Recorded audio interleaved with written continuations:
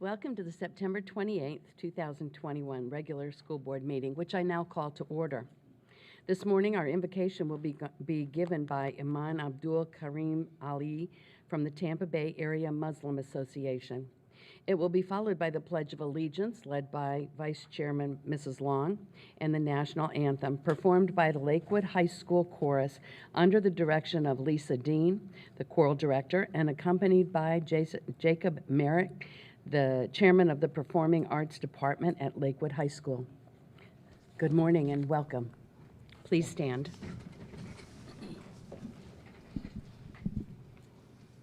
Morning to Madam Chair, Madam Vice Chair, to members of the board, to Honorable Superintendent, members of the community.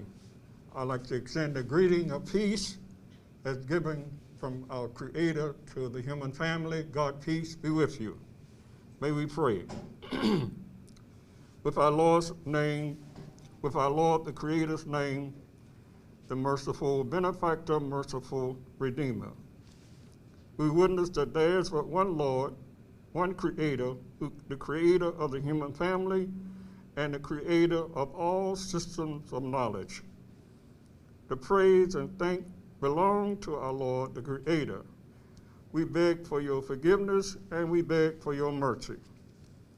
We thank you for enabling us to meet here today for this wonderful meeting. We ask you, O God, that may you continue to guide and bless this body, this administration, to do what is right, to do what is just for all of our students and all of our schools. For one day, these minds will be asked to lead our community, lead our city, our state, our country, the world in which we live. So we ask you, God, to bless this body to develop young minds for the task that's before them. Let us as citizens work together to make our community a better place for all to live. We thank our wonderful women and men who serve this community, who serve this country, who serve the world to help keep us safe and make this world a better place. We ask you, God, to reward them for their effort. And these are our prayers. We pray in your holy name. We say, Amen. Amen. I pledge allegiance to the flag of the United States of America and to the republic for which it stands, one nation, under God, indivisible, with liberty and justice for all.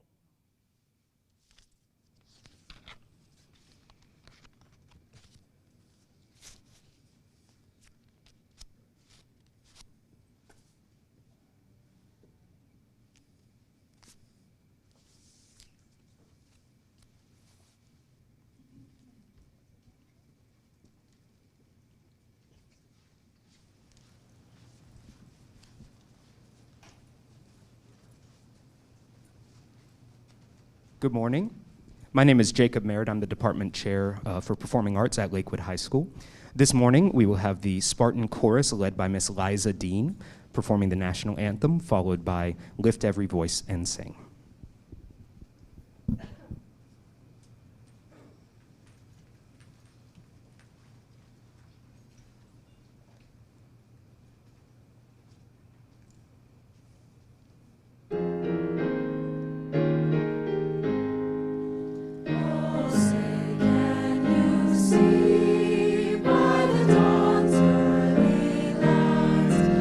So proudly we have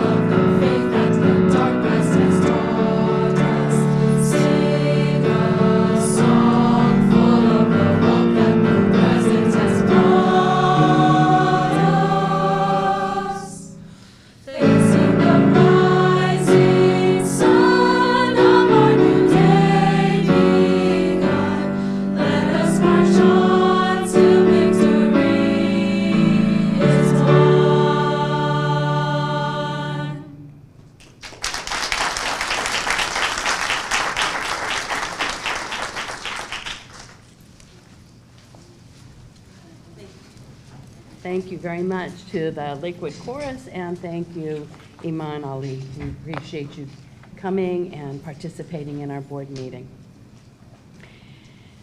Dads play a key role in the education and development of their children. Last week, the district held Dads Take Your Child to School Day, and the school throughout the counties welcomed students and their fathers for the special morning activities. So let's take a look at the great turnout that they had at Ridgecrest Elementary. This morning at Ridgecrest, we had our Dads Take Your Kids to School Day. This is our third annual event of this type. And basically, it's just an opportunity for dads to come in, hear a little bit about the school, and spend time with their kids. We took about 15 minutes where they just sat, played games, had conversations, took smiling pictures. There was lots of smiles, lots of giggles, lots of happiness. That's what we want. What's something great going on? We need to see more fathers and male role models in the elementary school setting. And in these times, we need dads and male role models more than ever. So it's very excited today to have an opportunity to get back to what is our new normal and present this activity. I love what he do at this school, and I know that this is best for him. And I know that me being a part of his life is helping him out each and every way. The way I look at it, it's amazing what a little support can do and how much meaningful it is for him seeing that I'm here. It's important for me and for all dads to be involved with the school, and we had a bunch of people, so it's good to see folks back and pulling together as a community. It's important to support my daughter and make sure that she's doing the very best that she can academically and behaviorally. She enjoys when I show up to events, and I'll be here for her and support her. So it's a good thing. It's a great thing. I think that boys are strengthened by men in their lives to help be models for them. We've been away from school for so long. To see this many families come out for a program, that's a great exciting part to see that the families really want to be involved with their kids, and we hope to keep bringing them back to other events. Okay. This is just one of the many ways dads can get involved with their students' education. For more information and resources, visit our website at pcsb.org/dadsintheschool. All righty. And we will now move on to the introduction of professional and community organization representatives with Isabel Mascarenas, our Public Information Officer. Good morning. Good morning, Madam Chair, members of the board, Dr. Grego, and staff. It is my pleasure to introduce the following representatives of community and professional organizations. From the Pinellas Classroom Teachers Association, Nancy Velarde, President. Representing the SEIU and the Florida Public Services Union, Talmadge Andrews. From the Pinellas Arts for a Complete Education Coalition, co-chair Maria Cantonis. Members of the media in attendance are Bay News 9. Today we have a presentation from the Student Rights and Responsibility Committee. Please welcome Diamond Brown, Jeremy White, and Aaliyah Ball from Lakewood High School and their principal, Aaron Savage. Good, thank you. Good morning. Good morning.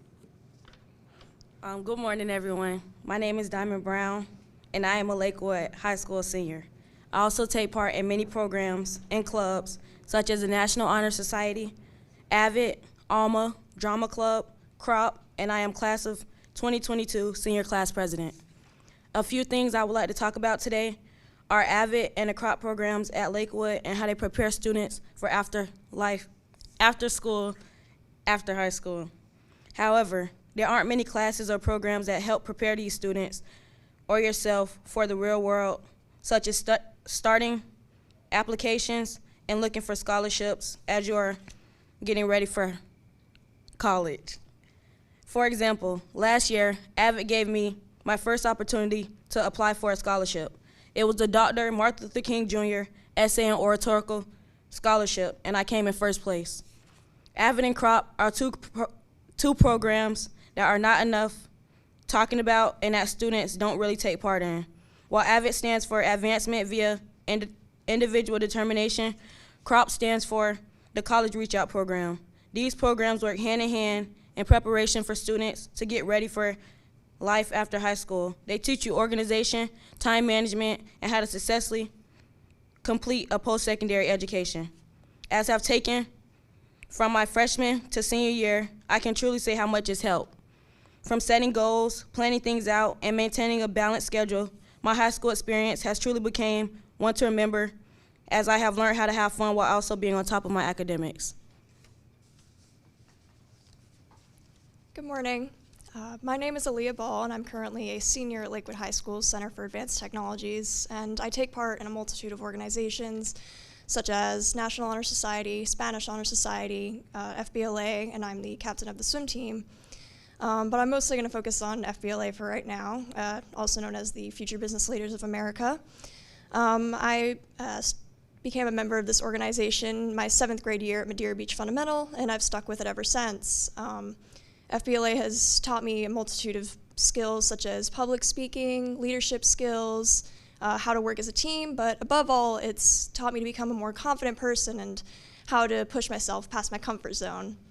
FBLA has also provided me with the chance to join a lot of leadership positions. After I was a chapter officer for my 7th, 8th, 9th, and 10th year, I finally decided that I wanted to take it a step further and run for district office. This did not go that well. I choked, I bombed my speech, and I didn't get the position, but I saw this as a minor setback, and I tried again the following year, and I'm now the District 12 South Region Vice President for FBLA. So this is just one of the prime examples for what FBLA has done and how it has helped develop me as a person. And another organization I take part in is NHS, the National Honor Society. And NHS, it provides students with so many opportunities to not only get volunteer hours for Bright Futures, but more importantly, to help people and help the community through beach cleanups and helping with tutoring students and providing supplies and donations to the needy.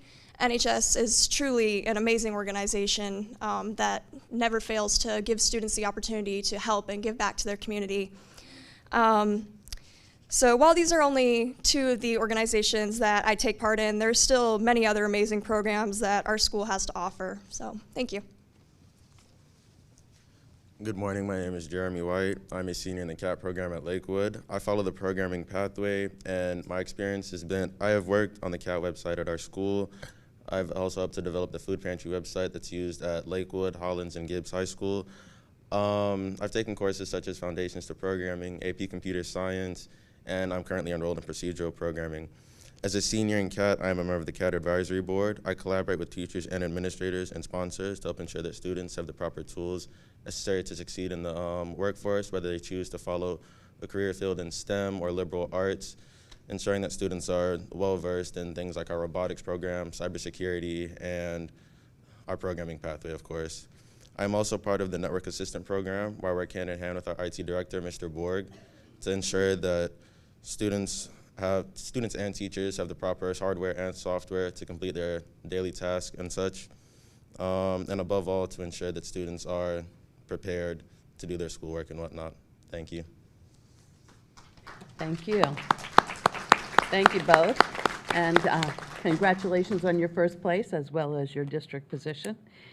You know, sometimes we learn as much from our mistakes and things that don't go so well, and I'm glad you went back and tried again. So all of you did a very nice job. Board members, are there? Okay, terrific. Thank you. We will now move on to see if there are any amendments to the agenda. Dr. Grego? Madam Chair, there are no amendments to the agenda. All righty. Board members, anything that you want to pull from the consent agenda? All right. We will now move on. I'll accept a motion to adopt the agenda. I motion to adopt. Okay, Mrs. Long and second. Okay, and Ms. Hines. All in favor say aye. Aye. Opposed say no. And it passes unanimously. Thank you. We will now move to the special order agenda, and our first is a presentation of the proclamation observing Disabilities History and Awareness Weeks during the first 2 weeks in October. Do we have a motion to adopt the proclamation? Motion. All right, Mrs. Long and Second. Ms. Edmond, second. All right, Dr. Grego? Yes, Madam Chair, it's an honor to call upon Lynn Mowat, our Executive Director of Exceptional Student Education Department, and just before to talk about the many activities that we're doing to not only honor our teachers and our students and parents, but all of the support staff and everyone in our district that works so keenly with students with unique abilities. And so we're truly blessed to have you, Lynn. So thank you for bringing this proclamation forward. Thank you, Dr. Grego. Good morning, Madam Chair, members of the board, Dr. Grego, staff, and community. During the first 2 weeks of October, we will celebrate Disability Awareness Weeks. During this time, schools should engage in activities that support the history of disabilities and promote awareness. In Pinellas County, we proudly serve over 14,000 students with disabilities. During the past year, we have continued to see higher rates of inclusion for our students and adults and celebrate the positive impact they have on our lives and in our community. We have placed a focus on universal design for learning, highlighting the importance of access for all. Our teachers provide behavioral and academic instruction, and as a result, we see our students growing and reaching their goals. Many of our students have graduated and have gone on to become employees of Pinellas County Schools.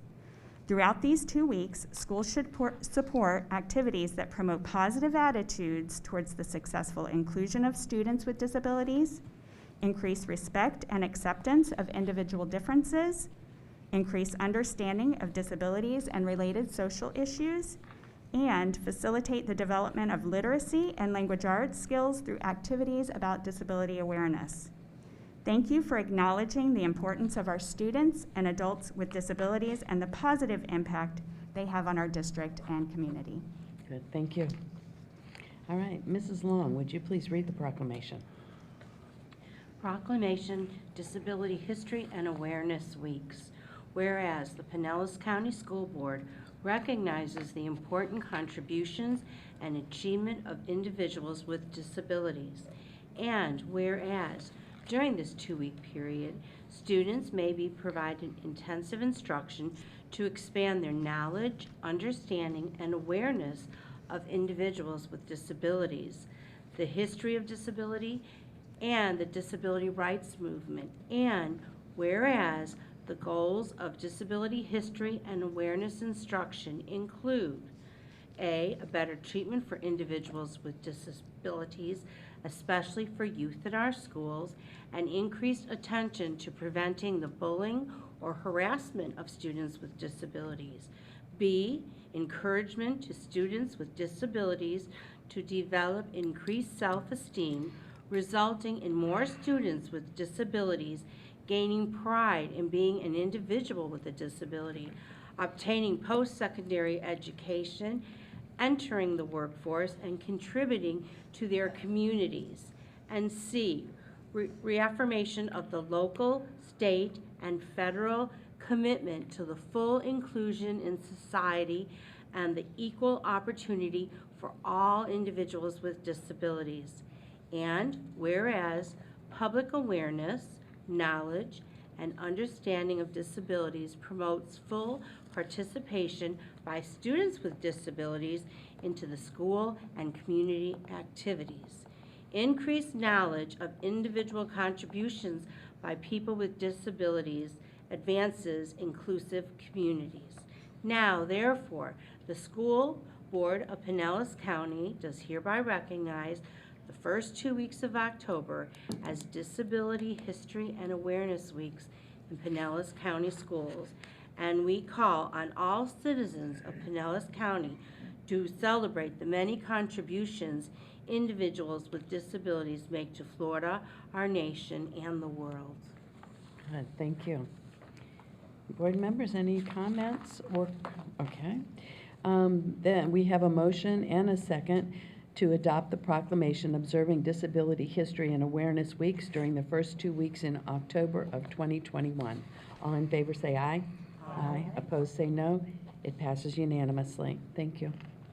We will now move to the presentation of the proclamation designating October 2021 as Dyslexia Awareness Month. We have a motion. Okay, Ms. Hine? And Ms. Long has seconded. Dr. Grego? As board members, I know you're as proud as I am for the advancements we've made in teaching students innovative literacy strategies and with students with dyslexia. We've always had a keen focus on the training of our teachers and partnering with the universities in our local service area, but I'm also very proud when we decided 2 years ago to open up the Center for Innovation, Literacy Innovation at Lisa Nelson Elementary School, and then this past year expand that to both Midtown and Palm Harbor Middle School. And I always say this, let it be clear that those are not the only places that we're really focusing in on students with dyslexia, but rather those are the places that we're kind of lab schools that we're really using to train all teachers throughout our district, elementary teachers. So Lynn Mowat is also here to present this proclamation. Okay, thank you, Dr. Grego. I'd like to introduce Tiffany Bell, who is our instructional staff developer for our dyslexia initiatives in the district, to introduce this proclamation. All right. Good morning. Good morning, Madam Chair, members of the board, Dr. Grego, and staff. October is Dyslexia Awareness Month. The aim of this recognition is to promote understanding of the unique characteristics of individuals that have dyslexia. The International Dyslexia Association identifies dyslexia as having difficulty with accurate and/or fluent word recognition, poor spelling, and decoding abilities. These difficulties typically result from a deficit in the phonological component of language and are often unexpected in relation to other cognitive abilities and the provision of effective classroom instruction. Secondary consequences may include problems in reading comprehension and reduced reading experience that can impede growth of vocabulary and background knowledge. Students with dyslexia require more explicit, systematic instruction in the area of foundational skills in order to become proficient in word reading accuracy and rate. Students who don't receive such instruction may continue to struggle with decoding, spelling, and oral reading fluency, which can ultimately affect reading comprehension and writing. Those with dyslexia are known to have average to above average intelligence. Some of the most notable people with dyslexia are Albert Einstein, Whoopi Goldberg, Tom Cruise, Leonardo da Vinci, and Thomas Edison. This year, with your support, we have continued to grow our training for reading coaches, classroom teachers, and school administrators in such methods of identifying characteristics of dyslexia. We have worked as a team to develop a word reading difficulty screener, also known as the LFAC, in grades K through 2, where full implementation has begun. Through such measures, we can use the data to drive instruction in the area of foundational skills for the purpose of providing strategic instruction based on students' need.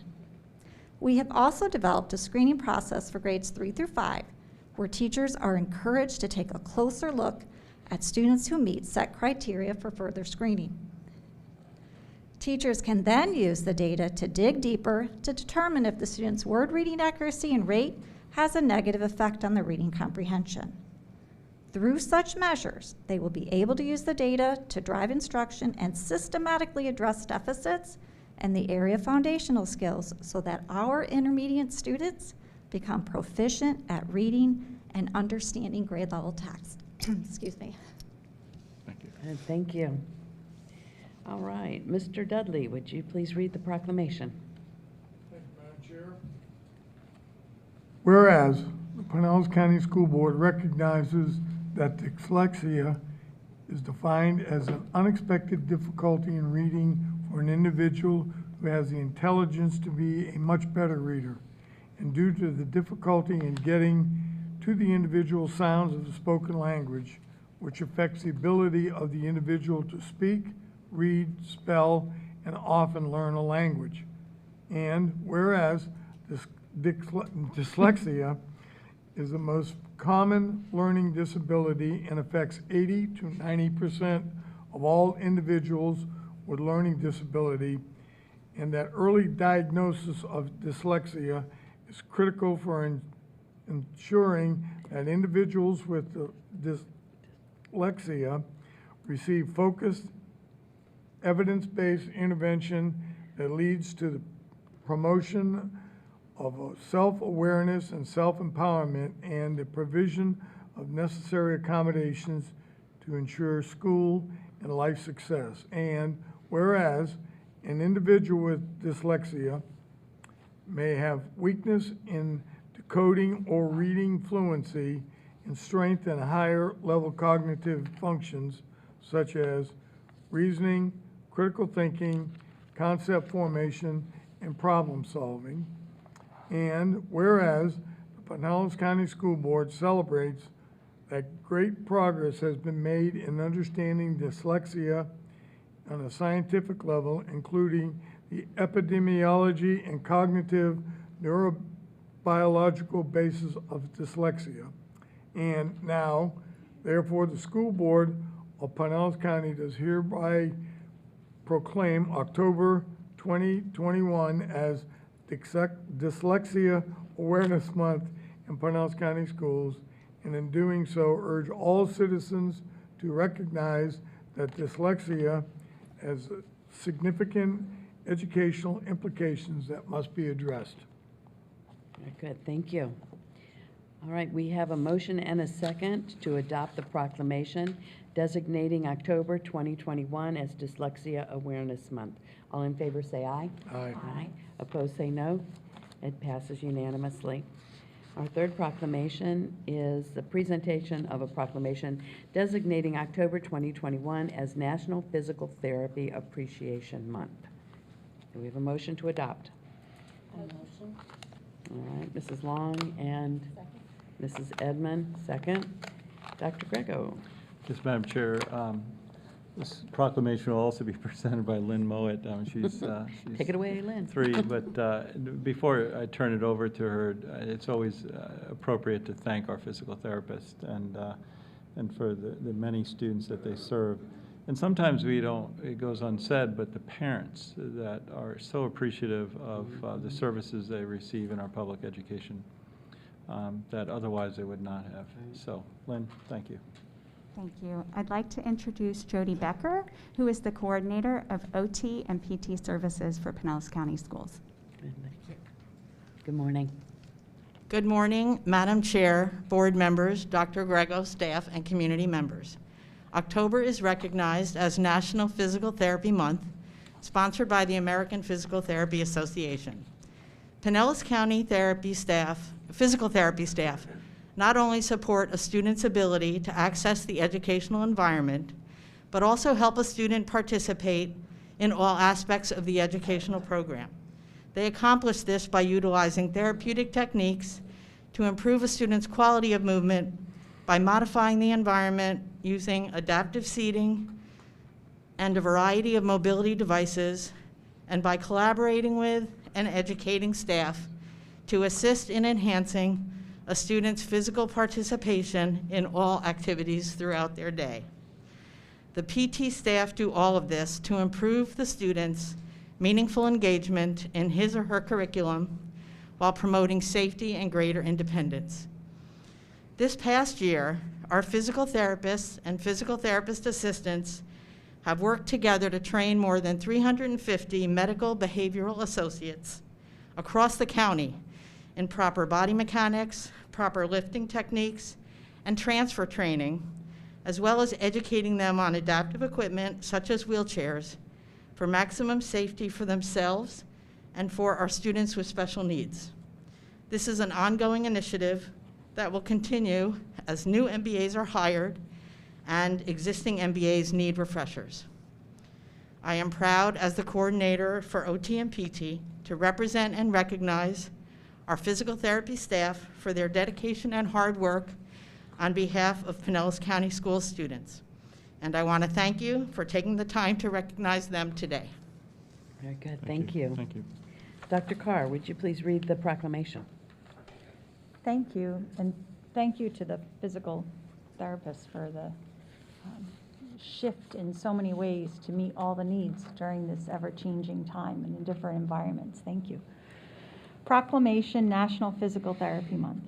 Whereas the Pinellas County School Board encourages options for an active and healthy lifestyle for all students.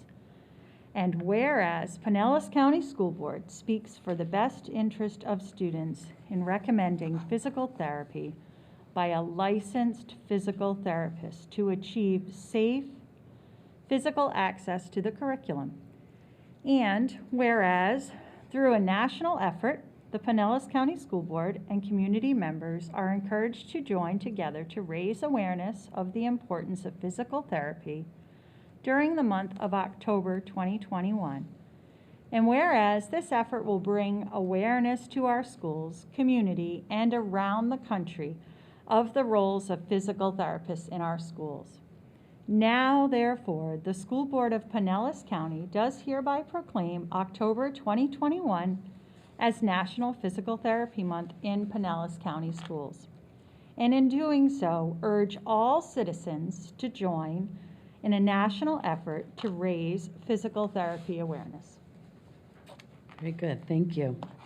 So we have a motion and a second to adopt the proclamation designating October 2021 as National Physical Therapy Appreciation Month. All in favor say aye. Aye. Opposed say no. And it passes unanimously. Our fourth and final proclamation is the presentation of the proclamation designating October 2021 as National Principals Month. Do we have a motion? Motion. All right, Mrs. Edmond, do we have a second? And Mrs. Kane is second. Dr. Grego? Yes, thank you, Board, and certainly this rounds out a great recognition program this morning, but what could be said about the leaders of our schools and also the leaders of the community. Not only this last 18 months, but even beyond that. I always call the principalship perhaps the hardest job in America because they balance not only the staff but the community, and they attempt to lead under so many different circumstances. So we will be thanking them throughout this month as I do throughout the year, but also to let you know, I will be meeting with them this month in person and certainly having some special occurrences for them just to say thank you, and we can't thank them enough. And I encourage the community to thank them.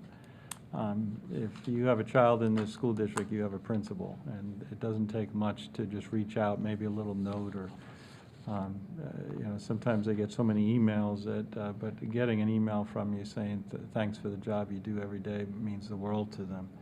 Dr. Hines is going to present this proclamation as one of our area superintendents who oversees principals. Thank you. Good morning, Madam Chair, board members, District Dr. Grego and leadership. We are excited to declare October as National Principals Recognition Month. As you all know, the job of a school-based administrator has changed tremendously over the years. The job has become more and more demanding. And despite some of the challenges that we face, we are so excited in Pinellas County to have some of the best leaders leading our schools, supporting our district initiative, working in our communities to ensure that our students receive the best quality of education. And so we are honored to stand before you to recognize and to help celebrate the National Recognized Month as October as being National Principals Awareness Month. So we know that the research says, second to that of a classroom teacher, the impact that a school-based leader has on students in terms of student achievement, as we look at the hiring practices within schools, looking at motivating our families and communities and providing those environments where students can thrive and learn and grow. So thanks to your leadership and your support over the years and even in this time of year to help us recognize and celebrate with our principals for being recognized and the work that they do day and day, each and every day. I mean, I think about the times that they, we're home and they may get that phone call and they're called to task and called to duty, and they do it with a smile. And we are appreciative of their support. And so having said that, we would like to, again, celebrate and honor them this month of October by recognizing the work that they do. And we know that we cannot do we cannot do what we do as district leaders without them on the front line supporting our teachers and our schools and our school community. So thank you, board, for declaring and celebrating with us and accepting this proclamation to recognize our principals. Thank you. Good, thank you. Mrs. Kane, would you please read this proclamation? Proclamation, National Principals Month. Got it. Whereas principals are educational visionaries, instructional and assessment leaders, disciplinarians, community builders, budget analysts, facilities managers, and administrators of legal and contractual obligations. And whereas principals work collaboratively with teachers and parents to develop and implement a clear mission, high curriculum standards, and performance goals. Whereas principals create school environments that facilitate great teaching and learning and continuous school improvement. Whereas the celebration of National Principals Month honors elementary, middle, and high school principals and recognizes the importance of principals in ensuring that every child has access to a high-quality education. And whereas the Florida Association of School Administrators, the National Association of Secondary School Principals, and the National Association of Elementary School Principals have declared the month of October 2021 as National Principals Month. Now therefore, the School Board of Pinellas County do hereby proclaim the month of October 2021 as National Principals Month. Good, thank you. All right, we have a motion to adopt the proclamation designating October 2021 as National Principals Month. All in favor, say aye. Aye. Opposed, say no. It passes unanimously. Thank you very much. Thank you. All right, now we will come to public comment on agenda items. Members of the public have 3 opportunities to address the board when we gather for our meetings. The first opportunity is to speak during public comment on the agenda items. The next opportunity is when public hearings, which most are for policy, and later, after the meeting is adjourned, we will remain for public participation when speakers may address items pertaining to the business of the district. At each of these opportunities for public input, board members are here to listen to you. This is not a time for discussion or debate. We will not take formal action on information brought forward unless it is pertaining to an agenda item. However, the board and superintendent may clarify statements or refer the speakers to proper staff people to help work through their concerns. The board is committed to a standard of civility and decorum in the conduct of our meetings, and whether you agree or disagree with the viewpoints expressed by speakers, please refrain from showing audible support or disagreement. We also ask that you assist us in maintaining a civil and constructive environment by confining your comments to the business of the district and refrain from profanity or intemperate, rude remarks. Thank you. Mrs. Hauk, do we have any speakers to agenda items? Board members and Dr. Grego, we have 9 speakers for agenda item 7.10 and 1 speaker for agenda item 7.8. All right, thank you. Would you like to call the first 2 first 2 speakers? The first 2 speakers are Barbara Dumachan and Travis Pettigood.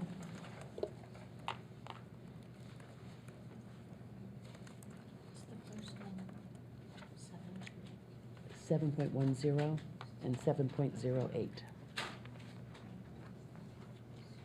Good morning. Good morning. I'm Barbara Dumoshal. My dad was a former superintendent of schools. My mom's a teacher. I have 4 grandchildren from 1st grade to 12th. I just want to read something I just wrote to myself. Here we go. A state attorney general has issued a warning that critical race theory, that essentially concludes whites are oppressors and blacks are victims, violates federal and his own state constitution when used to impose different results or requirements on individuals. Any effort to take account of race in a way that differently accords benefits or opportunities or creates a hostile environment in an educational institution is almost certainly unlawful under the Equal Protection Clause in Title VI, wrote Arkansas General Leslie Rutledge in a letter to state lawmakers. Mandates from any government are illegal. We are Americans who maintain freedom and truths as dictated by the law of the land, our United States of America, and state constitutional law, and our Declaration of Independence. No board or government may supersede those inalienable rights. Any person or government who does not uphold their oath of office to comply with our national and state constitution is not recognized by God or we the people of these United States. Madam Chair, do you mind if I Just, Excuse we me? will stop the Just time. stop the clock. I'm sorry, Ms. Just a moment, ma'am. Dumichel. All right, I'll change the subject. No. This is an opportunity for you to address the agenda item. You've identified agenda item 7.10, and I'm not sure what part of 7.10 you're Well, speaking to. I'm addressing CRT. Is that located in your opinion? Yes, it is. Where is it in Next. agenda item 7.10? CRT and also the sex education is what I want to address. In Where one is sex paragraph. education addressed in agenda item 7.10? I'm sorry. I'm asking the speaker. I don't really understand what you're saying. I thought I could speak on behalf of CRT and sex education in the school system. This is an opportunity for the public to be able to speak to the items that are coming in front of the board Are for those action. items? Are they items that are on the board agenda today? I'm not aware that this is an item in agenda item 7.10. So I have to wait till the end? You can speak about that at the end if you wish. Sure. Thank you. Sure. And to anyone else who signed up to speak, I'll ask the same question. Thank you. Okay, then next, let's call through, let's go ahead and call 4 speakers so that they can be on deck, because apparently some of them aren't here. We'll call you in the order in which you signed up, and we'll ask that question when you come up. I previously called Travis Pettigood. Is Travis Pettigood here? Karen Perez, David Happy, Michaela Schmidt.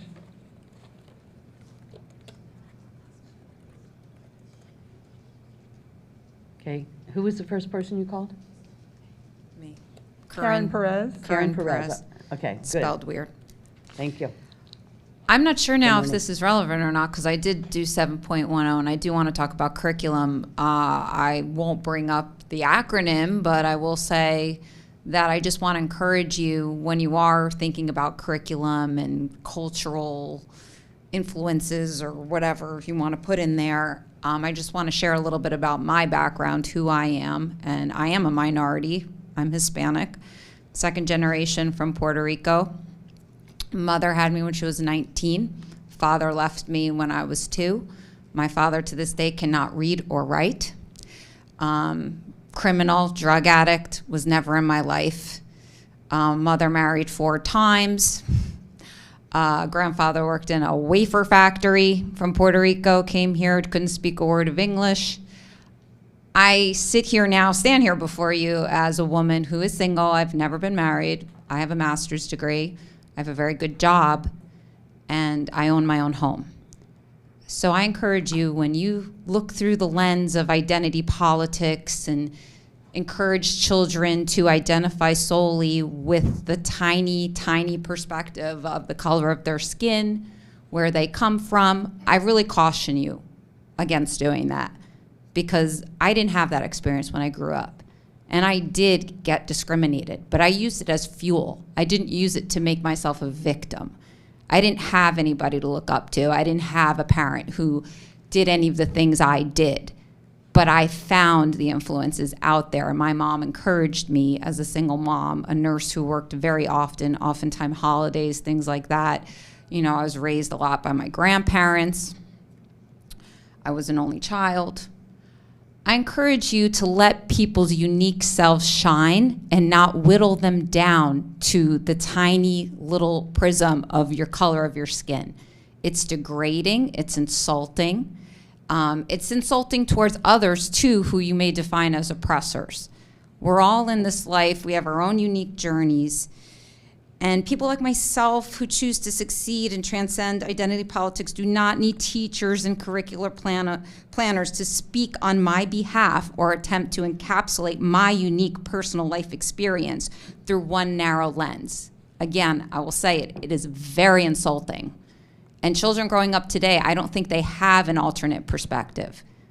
Teaching victimhood is not teaching 100% student success. Every person has a unique ability, and it definitely goes beyond where they came from, their economic background, or their racial background. It's when you attempt to put people in boxes and define their potential and life experience through that narrow lens that you diminish their visions and their abilities.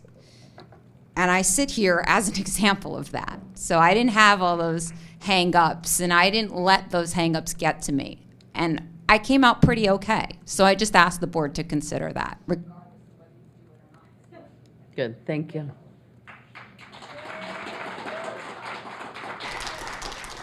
Okay, a statement that I read in the very beginning said, whether you agree or disagree with the viewpoints by a speaker, please refrain from showing audible support or disagreement.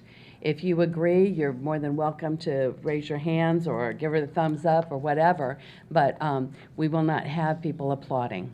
Thank you. That was done only during presentations with students and special recognitions. All right, next speakers. We called 4 names. I called David Happy and Michaela Schmidt. Okay, Michaela Schmidt, would you please get on deck? All right, good morning. Good morning. Hi, Mr. Kopersky, David Happy, Tarpon Springs. I think what people are speaking to is specifically from within 7.10, some purchasing that has been identified as bid numbers 22-961-058, 22-961-079. Fortunately, today I get to come in as an advocate for you, not as an adversary for you, so it's kind of refreshing for me. But here to share with you 2 things about the purchasing of curriculum that are happening that our board members just might not be aware of, and I'm asking you just to maybe slow down a little bit to kind of understand what these people are here for. 2 things I get to bring to your attention today. Number 1, there was a national alert that's probably driven some people in here because there's national organizations that are actually following the Pinellas County School Board for various reasons.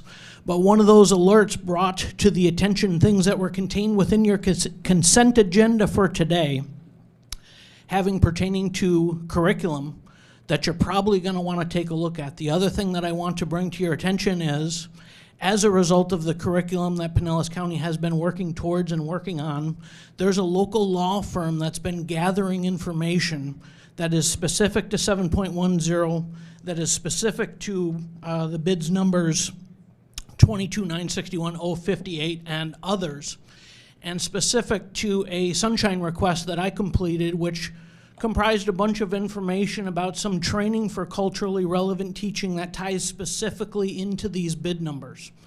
So I think what you're hearing from people today is just a request for our board, and Dr. Grego, you guys might not be aware of all of the nuances of the research that's being done by national organizations, by a local law firm that's ready to pounce to enforce. You guys have done a wonderful job of following state and federal law.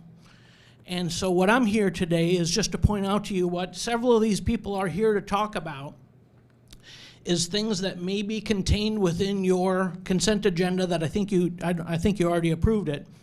But to take a second look at some of the curriculum that's being purchased and to really just take a step back and understand what it is. You may decide that you ultimately all want to bless the curriculum that's being purchased, but we're just asking that you take the time, get from Counselor Kopersky the FOIA request that I requested specific to culturally relevant teaching, and look at the material that was provided from the district, because some of that comprises the same information that the law firm here locally is looking at and that they're looking at on a national basis. So thank you and God bless you all.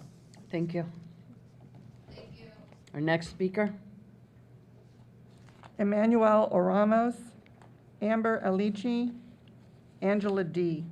Okay, I'd like all 3 of you people to line up, please, in the order in which your names were called, and then we'll take you one at a time. Okay, so we have 2 people.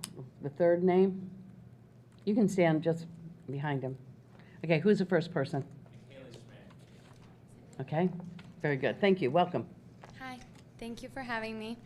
I'll keep it brief, but just to continue to include some notes that I have just on the curriculum for 7.10. CRT is a worldview that pushes chaos and evil, and it's a religion in itself. Just advocating for evil, destructiveness, and divisiveness. And I don't feel that that's appropriate for children's innocent minds to be indoctrinated with that kind of worldview. It's purposefully political and says that rights are racist. And the reason that it's a threat and why I'm bringing it up today is because it's robbing humans of our personhood and is it as image bearers of Christ, our Creator. And it's grouping groups against one another and having little innocent children viewing one another as either the oppressor or the oppressed. And CRT is a false gospel grounded in ethnic prejudiceness. And just from a biblical standpoint, sin by race, quoted in John 6:27, 1 John 2:9 through 11, and Matthew 21 through 5, including all in Leviticus as well in 19:15. All partiality is a sin, and we are all equal, and that should be emphasized in a school board setting. And so critical race theory is critical hate theory, and thank you for your time. Thank you. All right, I'm not going to say it again. If this continues, I will ask for the chambers to be emptied and have the speakers come in one at a time. We've asked now twice for you to not respond in an audible way. Thank you. Good morning. Yes, hi, my name is Emmanuel Ramos, and agenda item 7.9 was conveniently summarized and hidden by the public, but the general public is quite intelligent, unlike to the imagination of the politicians and the people who write the agenda. So it's okay, we know it's about critical race theory. My name's Emmanuel, and I am here to speak on the detrimental effects of critical race theory. Critical race theory, summarized, is a compiled agenda meant to be taught as curriculum in schools about how racial inequality has oppressed the individual through race in America. Stop the clock, just a I'm moment. sorry, can you please just pause? We stopped the clock so you won't lose any of your time. Again, and maybe Dr. Grego or Dr. Corbett can speak to this because I'm not familiar as much as the administration is with these programs. But my job is to make sure that the speakers are speaking to the agenda item that the board is going to be acting upon. And so one person has identified two different bids. One deals with a leader in me training, and one deals with an eye observation training. It's my understanding that those do not deal with critical race theory or even culturally responsive teaching. And so, Also 7.9, for your information, is the financial statements for the month ending June 30th. 7.10 he is speaking to. I thought he said He 7.9. identified 7.9. Okay. He did say 7.9. Okay, so sir, are you speaking to the financial statements? Or what does the card say? He may have misspoken. His card says 7.10. Okay, 7.10. Okay, I thought I heard 7.9. He did say 7.9. He misspoke when he came up, so apparently. Okay, 'Cause so his your card said is, you're speaking to 7.10. 7.10, but to my earlier point, does he? I specifically said 7.10 as well. No, I understand. Yeah, your card says 7.10, and you misspoke, and that's fine. I So, did not misspeak it, but that's all right. If we misheard, it's Okay. all right too. Okay, then. We make That's fine. mistakes. We're only human, right? Okay. So, sir, to my earlier point, and I don't know if the administration wants to weigh in or let this go, and that's fine, but I just want to make sure that the speakers are not exceeding your policy authority. Okay. So, do you know which bid that you're speaking to, sir? The ones that were identified before? Yes. I'm speaking bid numbers 22-961-058 and 22-961-079. Okay, and those bids relate to a trainer on leader and me and one to eye observation. And Madam Chair, beyond that, I would turn it over to the administration to see if this is related, but I'm not that familiar with those programs. Okay. Dr. Grego? Eye observation is an instrument that we use for teacher evaluation that our principals use. It's nothing to do with curriculum. Okay. All right. So they are addressing CRT, which is our critical race theory in their mind, and our culturally relevant teaching. No. Is that part No. of this item at all? It No, is not part of this Eye item. observation Okay. is a software program that our principals and others use to carry out the Marzano Right. teacher evaluation. It is very far from any kind related to any type of curriculum material. It's not curriculum. It's a Okay. tool that we use to observe the effective teaching strategies that our folks use. All right. The leadership. I'll make a clarification. The leadership training is student leadership. It's very, as we heard with Florida School Board, I mean the FBLA and others, it's a student-led leadership training component. So there's nothing to do with any CRT. Is my point. All right.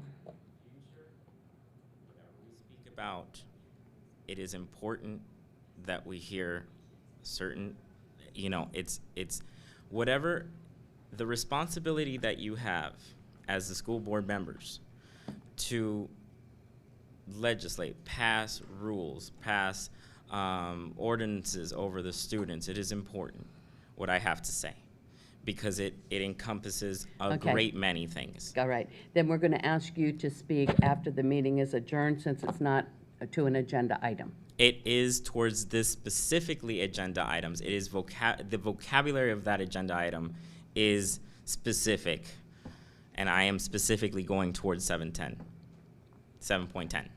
All right.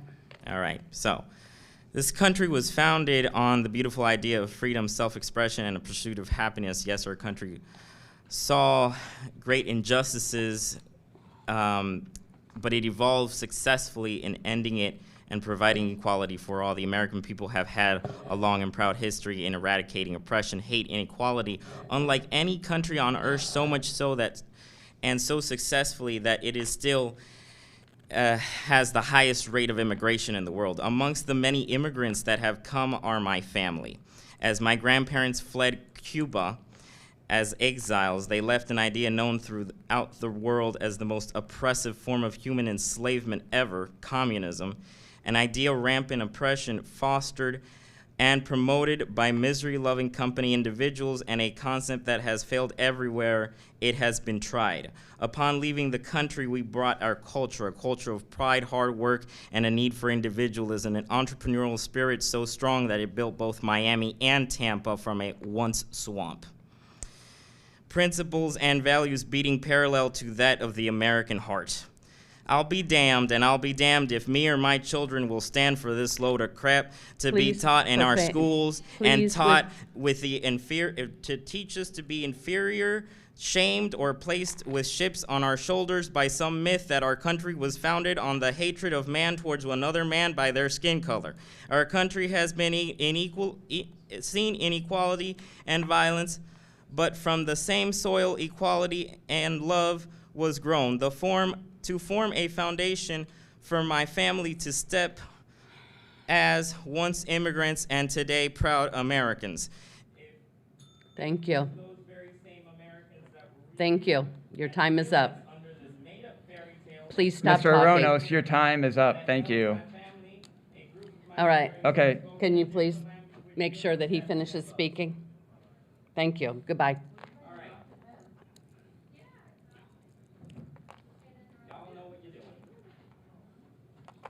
Okay. I am going to ask specifically what your bid number is. Yeah. You are here for 7.10. I'm going to yield my time to Renee Gia, who is on the list as well. You may not, you can choose not to speak, but you do not yield your time. Oh, okay. Every person gets 3 minutes. Okay. So I'm speaking to the same bid numbers. Okay, give me the bid number, please. You want me to read you the same bid numbers? Yes.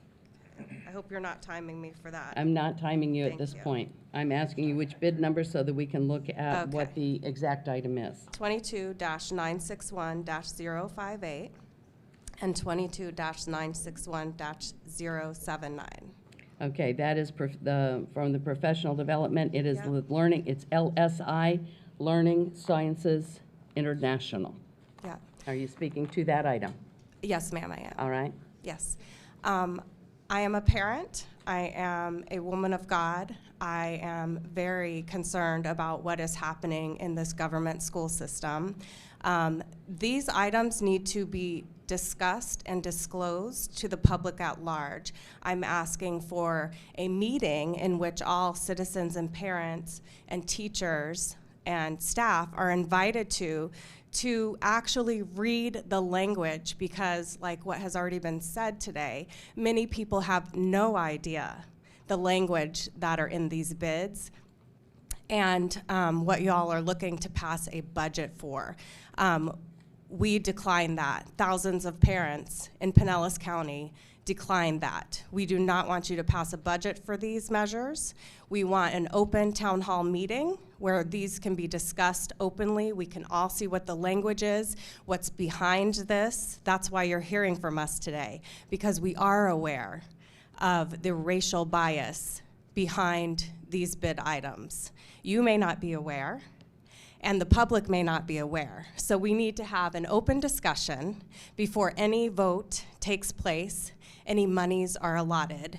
We need to be able to see exactly what this is and comment on that, and that's what I'm asking you all for. Thank you. Thank you. Hi. Good morning.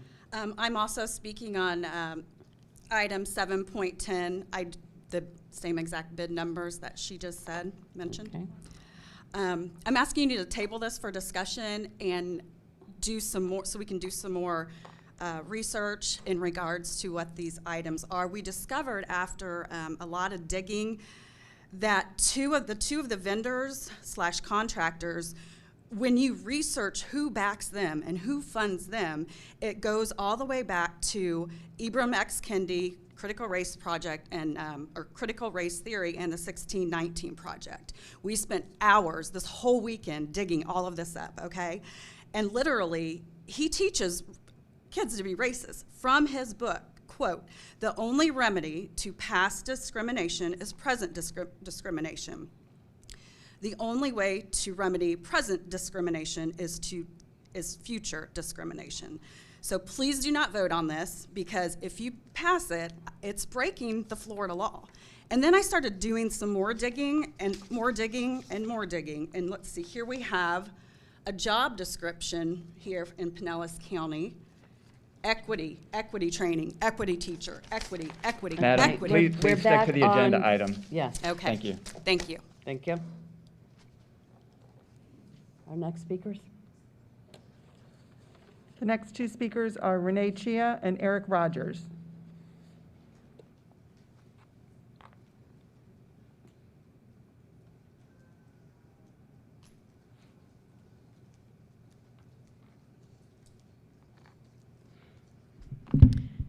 Hello, I am speaking to agenda item 7.10. I'm here to oppose bid numbers 22961-058 and 22961-079. Whoever is your reviewer for curriculum and trainings in this county is woefully incompetent. So my question is, has your council reviewed all of these items for compliance with Florida statutes, the Sunshine Act, and Title 7 and 9? The first bid number is for professional development and training from Franklin Covey, called Leader in Me. Reading key portions of the text, clearly the ultimate end in mind in working with students is not academics, school culture, or leadership skills. These are all means. The ultimate end in mind is for students to develop the skills and mindsets that will allow them to lead their own lives, to be able to work effectively with others throughout life, and to make a meaningful contribution wherever they go in life. Academics, culture, and leadership skills are important means to those ends. So the hope is that schools will address all three challenges most effectively and in a balanced way. This is offensive. You all have one job: to teach the kids academics, reading, writing, and math. I will teach my child the morals and values I believe in. The curriculum states, Leader in Me, a whole school transformation process. The leadership principles and lessons are not taught as a curriculum, but instead are incorporated into coursework, traditions, systems, and culture. Leader in Me seeks to, among other things, create a culture of trust and engagement, empower students to lead their own lives and make a difference with others, develop empathy. None of this is your job. This is the job of a parent. My family doesn't value blanket empathy. Empathy and sympathy are sometimes warranted, but are not an entitlement. We believe in kindness and compassion balanced with personal responsibility. I don't care how you feel about all of that. I don't care how you feel. My family does not value codependent socialist trust and engagement. My family values strength, character, and integrity. If you are going to teach culture, values, and religion, at a minimum, it should be shared American culture, values, and religion. Yes, we have shared values and culture in America. These are life, liberty, and the pursuit of happiness. God-given rights with freedom, equality, hard work, and the benefits of your individual work, and justice for all. I'm going to skip to the next bid item because I'm almost out of time. The software license subscription professional development from Learning Sciences International, as you mentioned, is the Marzano framework. The Marzano framework, if you go to Dr. Marzano's webpage on the Resilient Educator, links directly back to Ibram Kendi's work. This is the same genius who defines racism as racism is a marriage. Thank you. Thank you. Thank you.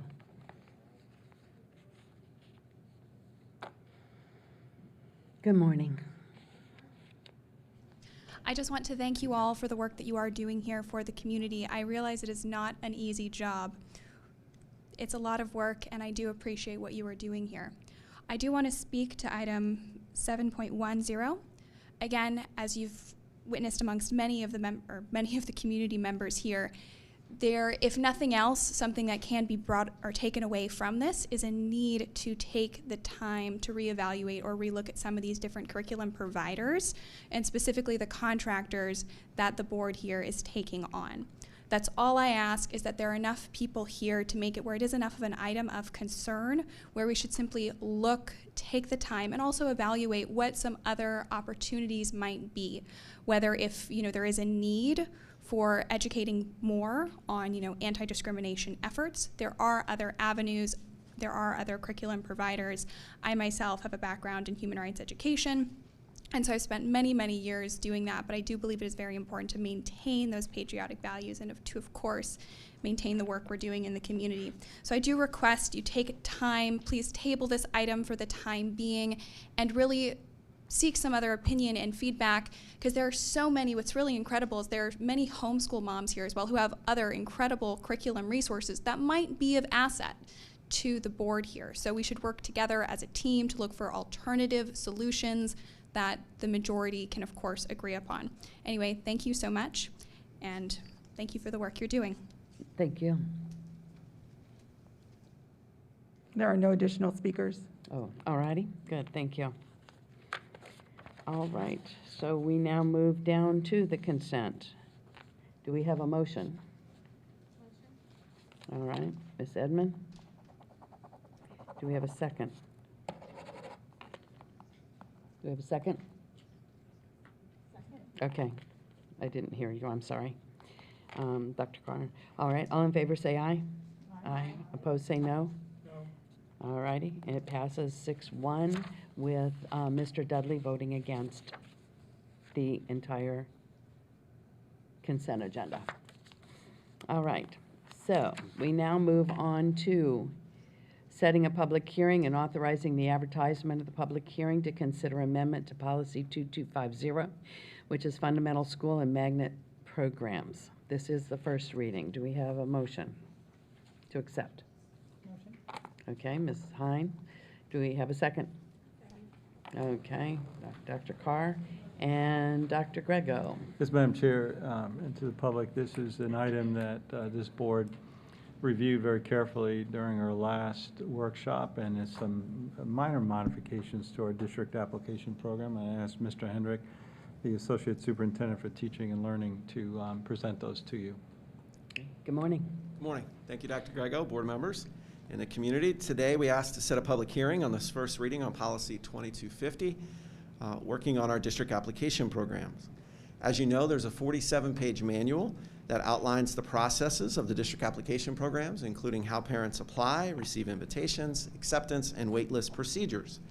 It also outlines the over 80 programs that make up our magnet and fundamental programs, including those in career technical education, the arts, STEM, wellness, and many more.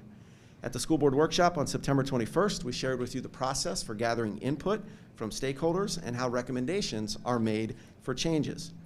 This year, there's only one new program, the City Center for Literacy Innovation, replicating the one at Eliza Nelson Elementary at Midtown in St. Petersburg. There are 4 name changes in the manual and clarifications on language for professional courtesy, fundamental programs, gifted programs, as well as IB programs.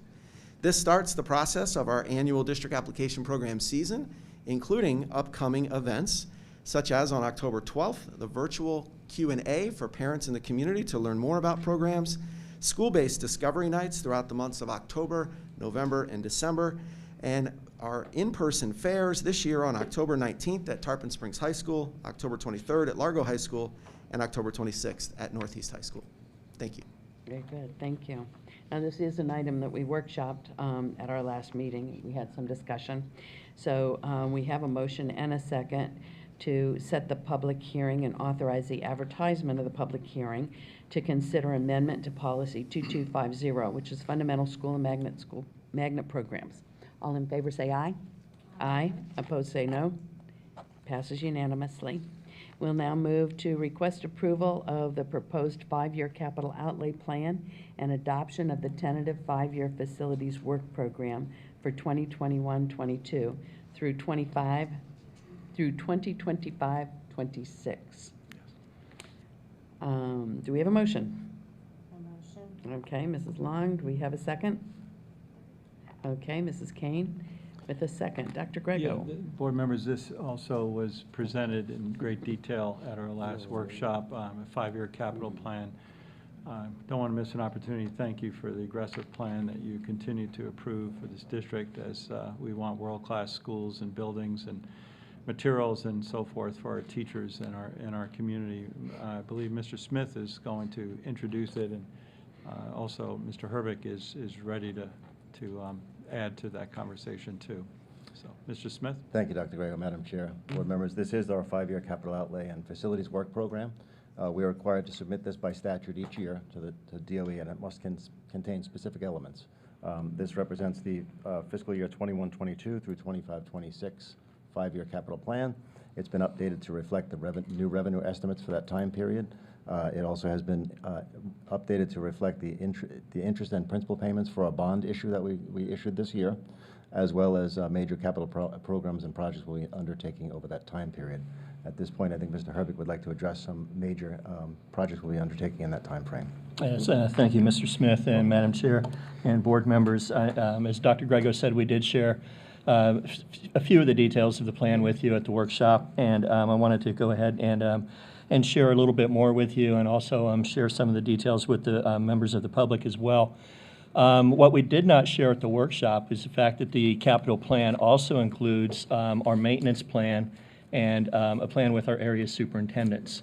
Our maintenance plan, we have $29 million a year in our maintenance plan through capital outlay. It pays for everything from preventive maintenance to replacement of chillers, like you saw on the agenda that you passed just a few moments ago, all the way to carpet, ceiling tiles. I mean, everything that you can think of that could break in a school, we address it through that maintenance plan. And Michael Hewitt, our Director of Maintenance, does a fantastic job of getting out in front of issues and making sure that we do not have a lot of things breaking down. We also have within the capital plan that you'll see is $5 million a year allocated and distributed amongst our 4 area superintendents and our Chief Transformation Officer as well. And they use that money to help schools with smaller projects, and it's really curriculum enhancement type of projects. If a school needs, let's say, another computer lab, or they need to reconfigure a room to meet something that the teacher wants to do kind of innovative wise in a classroom, we can use that money from those area superintendents and attend to that. The big pot of money that we generally talk about, and it's a little bit sometimes to some people a little bit more exciting, is the projects that are coming up, or the projects that we're working on right now. As you know, we're working on big projects at Clearwater High School, at Tyrone Middle School, and several other locations. And just to, again, to share with the public what we already shared with you at the workshop, some of the big projects that we have within this next 5 years will include installing permanent walls at 3 of our open concept elementary schools. We still have 3 elementary schools without walls, built in the late 70s, early 80s, and we want to go ahead and install walls in there and make it a little bit more of a traditional school. Those are Pinellas Central Elementary, Sandy Lane Elementary, and Bowder. We also have an extensive remodeling project scheduled for Seminole High School that we're just now getting underway. And then the other kind of a big project for us is at several schools. It's replacement of portables. And I just want to make it sure that it's clear that we're not going to replace every portable in the district. There's still going to be a need for the occasional single or two portables. But what we're working on right now is replacing what we traditionally call those portable villages, where you might have 6, 7, 10 portables sitting out at the edge of a class or at the edge of a campus. And we want to kind of bring those, obviously take the portables out and give us some more permanent structure, but create a sense of community around those as well. And those elementary schools are Plum, Pasadena Fundamental, Gulf Beaches, Seminole Elementary, and Anona Elementary are all targeted in the next 5 years for that, as is Osceola Fundamental High School. They have 14 portables there now. So again, those are the highlights of the plan. It's much more than what the big projects that you see. It includes that maintenance in the Area Superintendent's Fund, and I just wanted to make sure that everybody was clear with that. Very good. Thank you. All right. I don't see any questions or comments from the board. So we have a motion and a second to approve the proposed 5-year capital outlay plan and adoption of the tentative 5-year facility work program for 2021 through 22, all the way through 2025, 26. Oof, I even hate saying that. All in favor say aye. Aye. Opposed say no. It passes unanimously, and it sounds so far away, and it's only 5 years. All right. The next 3 items I think we're going to take together as we request approval for the salary increases for professional, technical, supervisory, and non-representative groups, as well as administrators. Request approval of negotiated agreements with SEIU, the Florida Public Services Union, and request approval of the negotiated agreement with the Fraternal Order of Police. They're all very, very similar, so we'll address them at one time. So, Dr. Grego? Madam Chair, and to the public, I want to introduce Ms. Paula Texel, the head of our Human Resources Department, also the head of our bargaining team. So thank you very much. I'll have further comments when you're finished, but if you could cover all 3 of these for the board, they are so similar, if not almost identical, outside of some contract language. I think it'd be best to put them together also. Thank you. Good morning, Madam Chair, school board members, Dr. Grego, and staff. Yes, I am here this morning to request approval of the next 3 agenda items, which include the tentative agreements with SEIU, FPSU, and FOP, as well as the salary increases for our non-represented staff. So the first item that I'm presenting is to request that approval of the tentative agreement with SEIU, Florida Public Services Union. I first want to say thank you to Joey Brenner, as well as Becky Dean, Talmadge Andrews, who I know is in attendance today, and Richard McDonald for their work on the negotiations with SEIU this session. Our salary increases for all members of this bargaining group is 3.25%. I also wanted to point out in regards to health care, first of all, thank you to the Employee Wellbeing and Satisfaction Committee who worked really hard on this process this year. The district has agreed to cover the increase in health care costs for all employees, which does equate to approximately $9 million. And that is for all employees, not simply the members of this bargaining group. I know our employees really do appreciate that their health care payments will not increase this year, and again, we thank you for your support in this area.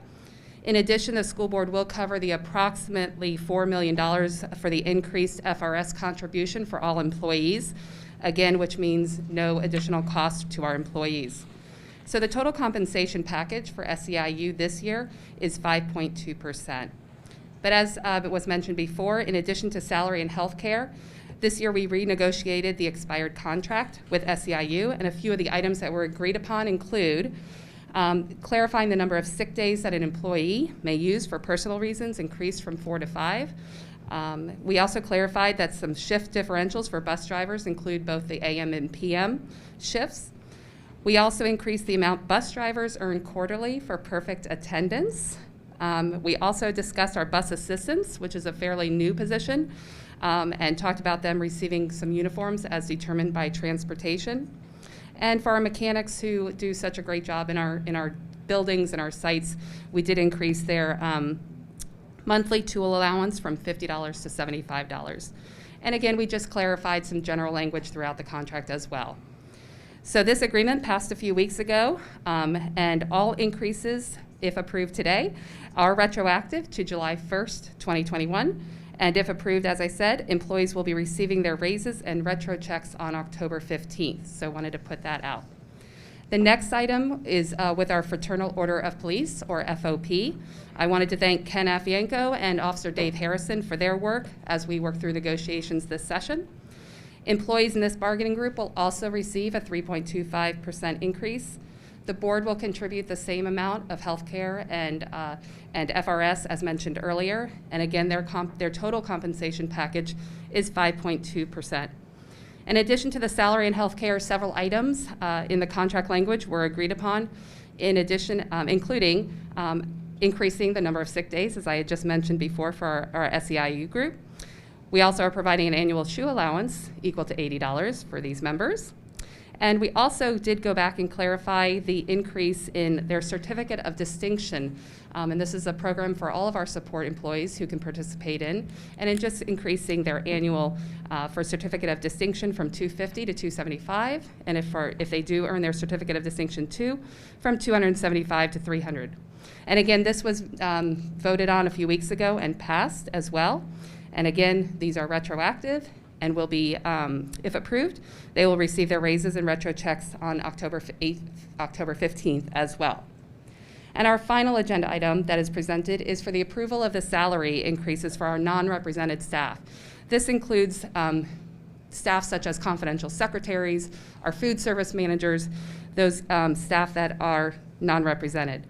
They will exempt employees classified as administrators and PTS will receive an average salary increase of 3.25%, but our support staff who are excluded from their bargaining units due to their classifications as confidential will receive a salary increase equal to 3.25%. Again, the board will contribute the same in healthcare and FRS as mentioned before, and so the average total compensation package for these groups is also 5.2%. If approved today, these employees will be receiving their retro checks and their raises either in their October 8th or their October 15th paycheck, whenever their pay date is. So on behalf of the superintendent staff, we are highly recommending that you approve these agreements with SEIU and FOP, as well as the increase in salaries for our non-represented staff. Very good, thank you. Dr. Grego? I'm fine. Oh, okay. I'll make some comments later, but I'd like for you to address it if you have any questions at this point. Yeah. Anyone have any questions? All right. What we will do is treat this kind of as an agenda, similar to a consent agenda. We will take a vote for all three. If someone has one that they would like to pull out for whatever reason, if you'll let me know that now. All right, then I will entertain a motion for items 8.3, 8.4, and 8.5 on the non-consent, which is approval of salary increase for our administration, professional, technical supervisor, and non-represented support staff. Also, the negotiated agreement with SEIU, the Florida Public Services Union, and the approved negotiation agreement with the Fraternal Order of Police. Is there a motion to accept all three? All right, Mr. Dudley and Mrs. Long made the motion and second to approve all three. All right, I see no other conversation, so all in favor say aye.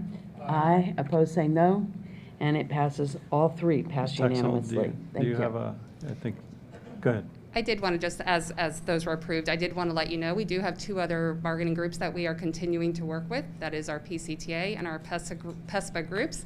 And we continue to have negotiation meetings scheduled. We are meeting actually with PCTA tomorrow evening, and we hope to have that agreement to you as well soon and be able to present those recommendations to you.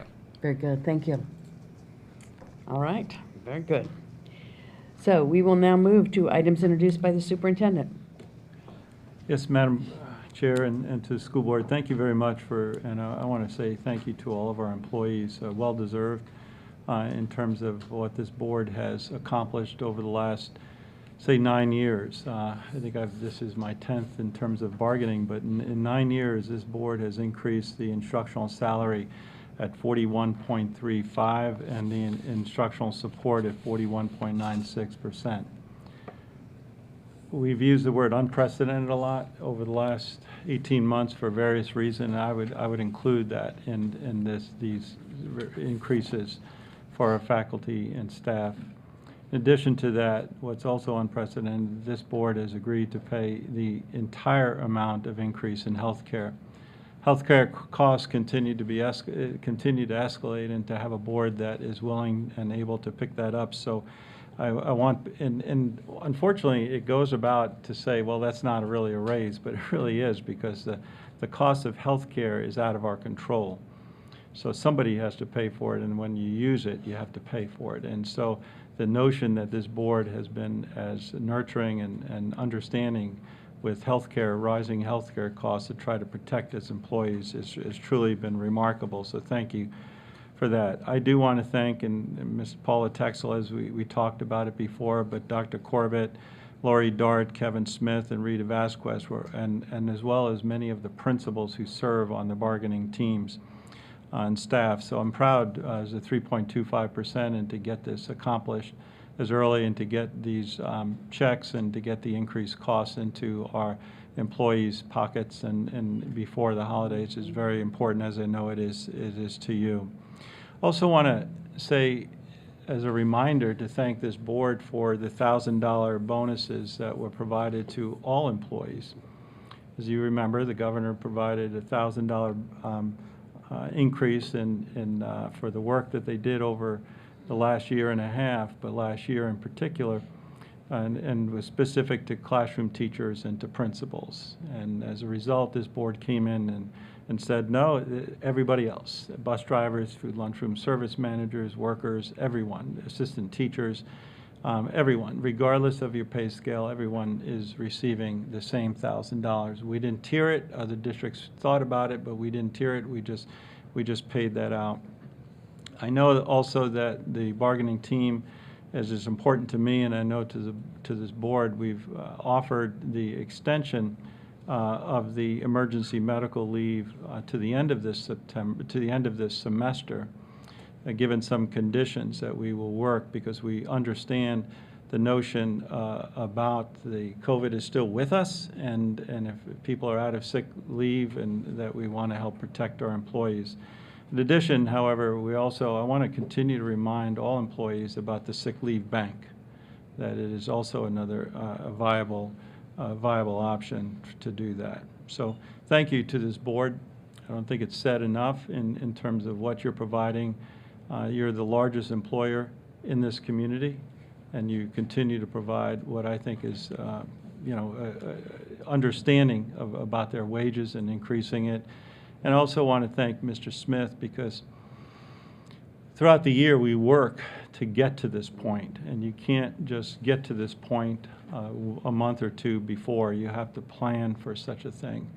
It's like your own savings account. You just can't plan for something. You have to continue to put resources aside if you're truly planning on this. So thank you, Mr. Smith, and your entire team for keeping us frugal along the year, so we have this opportunity to do what we're providing to our employees today. So thank you to the board members.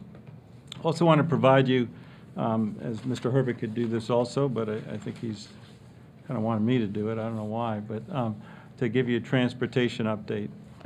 So the first group of 10 ALC transportation drivers took hold and took to the roads and took over our extended transition program in the high school and for the high school routes for 2 weeks ago.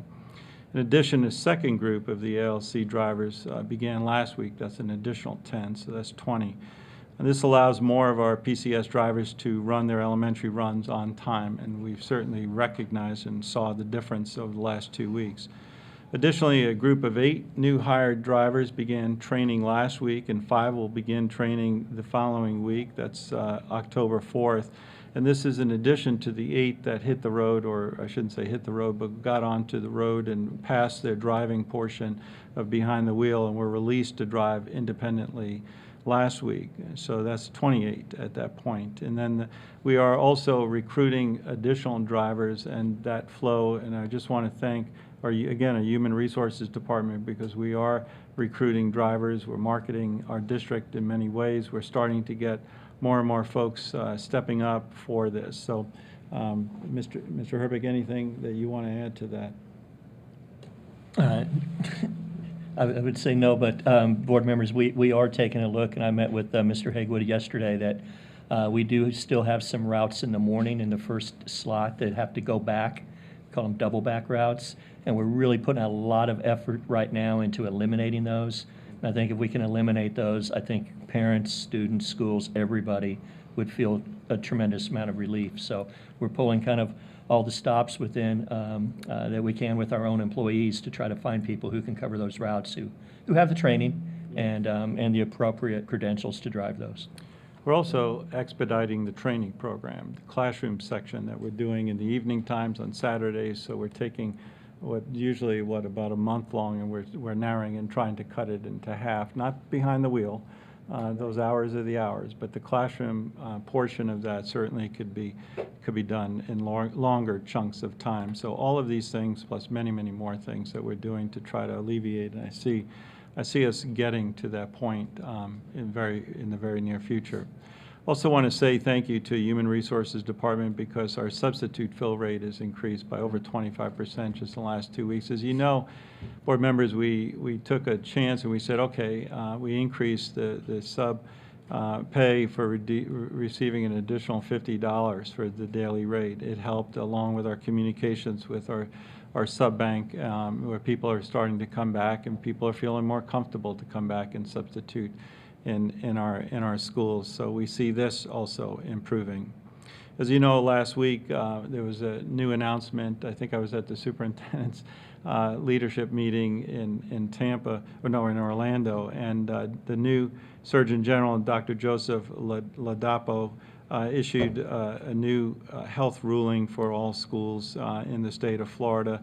And you could see that decision tree. We placed it, and Sarah O'Toole placed it on our website. It's a two-pronged decision tree now, where parents can have a choice of if their student is asymptomatic. And I really want to emphasize that. The important thing is, if you're not feeling well, regardless of what you think you have, stay home.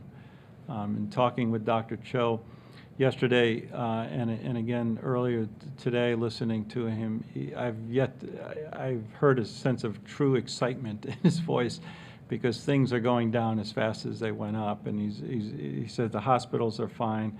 We have some of the lowest rates that we've seen, and he only envisions it getting lower as we do. As you know, we still have our testing sites in our district. That's worked very, very well. And we're also advertising the booster shot that is currently at CVS and Walgreens.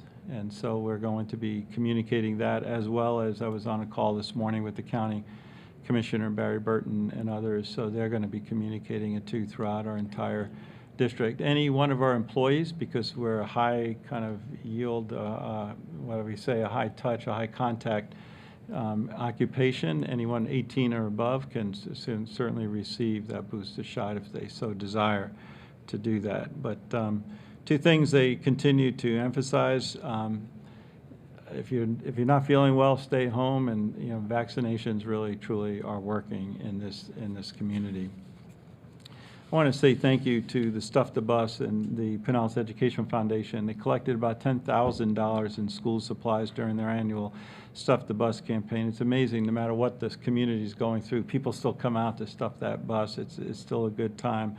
So tomorrow morning, volunteers will be delivering those supplies. I thank Ms. Edmond. I believe you signed up for to help with those deliveries.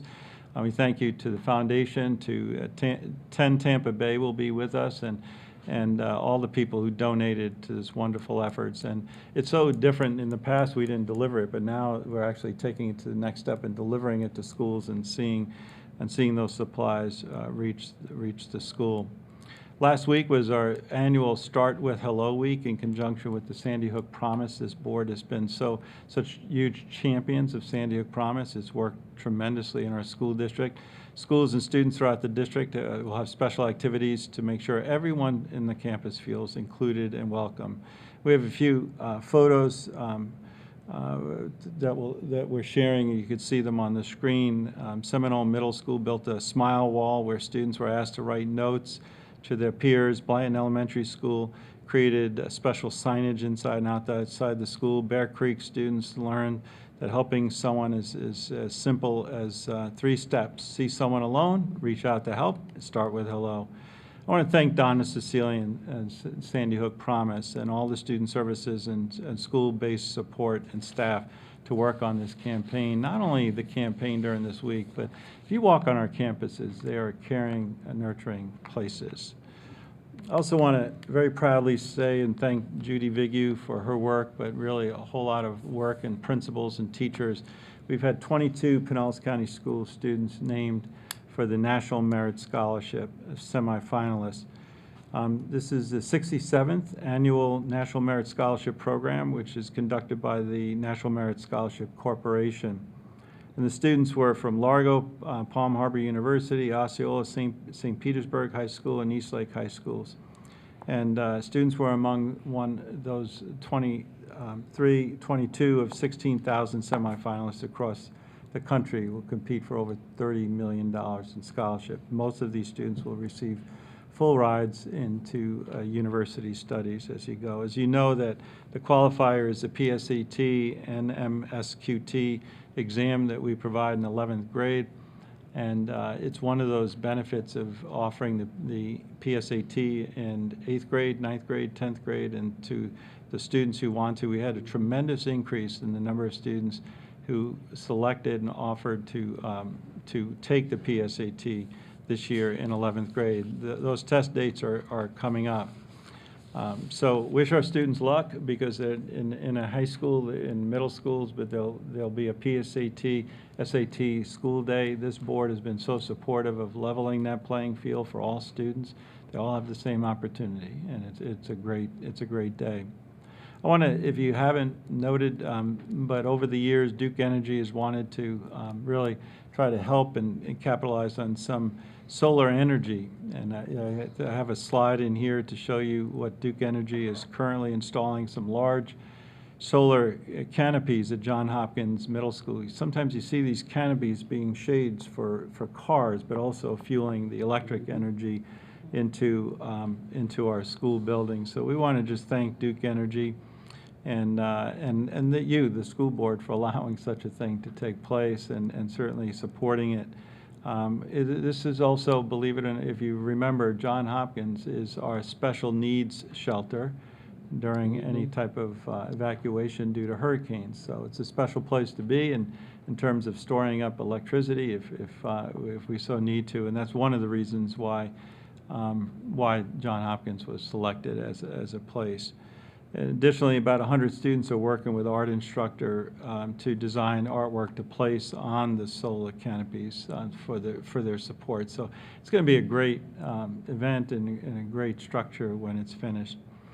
My last comment is to just thank the dads and the grandfathers and the uncles and the male role models, as was highlighted in the video in the beginning of the meeting. Just thank them for being involved with their child's with education, and continue to stay involved all year round. Thank you, Madam Chair. That concludes my comments. There you go. Well, thank you. All right, items introduced by the school board attorney. I have no items today. Thank you, ma'am. All right, thank you. And we now move to items introduced by school board members. Mrs. Long? Yes, last Thursday, I had an opportunity to go by Osceola Middle School. I know many of you have seen on Good Morning America their murals they had credit for. Well, they've added a couple. It is incredible. The kids have an after-school club run by Dwayne Shepard, the art teacher. And when you go in his classroom, it's not an art classroom. It is an art studio where every child gets the opportunity to pull out their interests. And even if they feel they're not artistic, he has such an ability to pull it out of children. And I walked around, I spent several hours looking at the murals.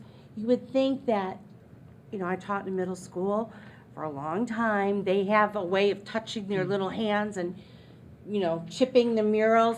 Not here. They they treat those murals with such respect. It is amazing, and it shows what the taxpayers' money is going for with the referendum. This is one fantastic example of what the public is doing for kids, is to let them be creative, let them decorate our schools. They have ownership. Dr. Lowry does not believe in letting teachers hang pictures of other artists. It has to be student-made, which is incredible. And what a wonderful place to visit. So I wanted to give them a shout out. Very good, thank you. Mr. Dudley. Thank you, Madam Chair. I wanted to give a shout out to one of our own. It's Mark Allison. Mark started. I got to know Mark obviously as a coach, and he was a state champion at Countryside High School. Later went on as assistant coach there for a while. Became head coach at Dunedin. Wonderful coach, and did terrific things at a state champion too. And was also a wrestling official. And Saturday night, he hit the pinnacle. He got elected into the National Wrestling Hall of Fame as a coach and as an official. And I was there, and it was a great evening, although I'll have to say the air conditioning quit, and we survived it. I'm also in the Hall of Fame, but they give us these green jackets to wear. They're lined. I'm wearing this thing and I'm just dying. But anyway, they've got the air conditioning fixed, and it was a great evening. Mark is very, very well deserved. He's a fine young man. He is now one of the assistant principals at Northeast High School. And so my congratulations to him. He had a great following. A lot of people who have known him since he was in high school were there. And it was very heartwarming, and gave a great talk, great speech. And anyway, so congratulations to Mark. There you go. Yeah, congratulations. Any other board members? All right, seeing none, do we have any requests? Dr. Corbett. No, Madam Chair, I did not record any requests today. All right, then we will do the evaluation of the school board meeting after the speakers, as we always do. And with that, the meeting is adjourned. So we will now have our public participation for those people that want to address items that pertain to the district of the business of the district, but we're not on the agenda. Before we do that, I want to just read a portion again. Whether you agree or disagree with the viewpoints expressed by speakers, please refrain from showing audible support or disagreement. And we also ask that you refrain from profanity or intemperate remarks. Okay, Mrs. Hauk, how many or what speakers do we have? Madam Chair, board members, and Dr. Grego, we have 9 speakers. Okay. Would you like me to call the first 3? Yes, if we can go ahead and call 3 or 4 of them as we did, so that they can line up so that we can do this efficiently. I Yes, would ma'am. The appreciate first it. 3 speakers are Amanda Diarmas, Talmadge Andrews, and Amber Alici. All right. I see 2 people standing up. Where is the third? Is the third still here? Okay. And because of maybe getting out of order, if you'll just say your name when you come up and speak, it would help. And then we'll find out who the third person is again. All right. Good morning. Thank you, Madam yes, Chair. good morning. And Vice Chair, Dr. Grego, and school board members. I represent Pinellas County School public teachers. Ooh, wow. I wish I was a teacher. I will represent Florida Public Service Union, and I'm here to thank you for y'all indulgence in passing our salary and our contract, because we have a 3-year contract that we negotiated with Ms. Texel and the rest of the school board bargaining team along with ours. So I just want to say that we are grateful that y'all have done such a wonderful job in supporting your staff, because your staff is the backbone of what what this county does and the people that it serves. I also want to say, wear your mask because these things protect you as well as me. And I want to ensure you that wearing this is not an hindrance at all. Mine is very thick. It has a pocket where I can put some other protections in it, but I still be able to breathe and I still be able to talk through it, but I chose not to talk through it through the mic because I get stuttering sometimes. Also, this critical race theory, it was taught in college, in a law college. It's not taught in your public schools. I don't know why people insist on believing that critical race theory is being taught here in Pinellas County Schools. It's not. You're teaching history, and history is a part of what brought us to where we are now. So please stop the critical race theory conversation. It doesn't pertain to anything. And again, I want to thank you all. Oh, one other issue. Bus drivers have an issue. Mr. I can't call your name right now. Mr. Herbeck. Mr. Herbeck has addressed this problem along with Mr. T. Mark Haywood, and that hopefully will resolve itself in the future because drivers were getting sick and tired of going back and forth and back and forth.